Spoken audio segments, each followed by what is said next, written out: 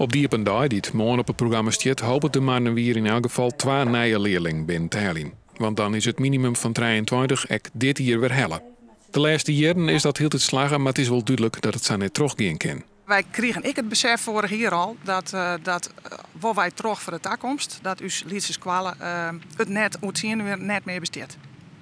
Want? Want het aantal leerlingen wordt saliets en is al saliets en het is net meer betaalbaar. Een alternatief van een squal in huis of Friese liep het net zo'n grote stap, maar de meeste ouderen denken er oors over. Ik heb een zoon hier en mijn zoon heeft als hobby keertsen. Nou, in huis keertsen ze langs het bot net. Dus wij moeten erheen maar zijn verhaal hoe ik heb dit weekend keertst. Dus en dat karakter van het elkaar kennen, jonge band kennen elkaar, oude band, het mengt allemaal elkaar. Dat is zo jammer, wij zal dat verlengen. En zo ontstiet het idee voor een dorpssquallen in geerwerking maar omlissende squallen in Wietmassum, Pijum, Arem en Makkum, die het al hier in hetzelfde cluster zitten binnen de squallenmierskip de Geerhing.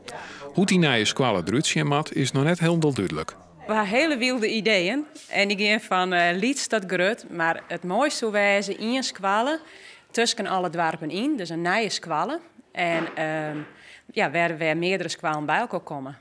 Binnen het bestuur van de Geerhing is het enthousiasme voor de plannen in Kemswerd-Grut. We moeten zorgen dat we met meerdere scholen in de omgeving komen tot een school waarvan je zeker weet dat die 20, 30 jaar gewoon open blijft. Dat je niet ieder jaar met de krimp zit.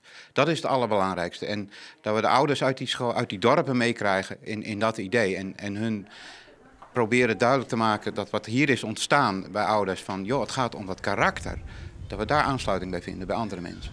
Verder onderzoek in de komende maanden moet uitwijzen als de plan helder binnen.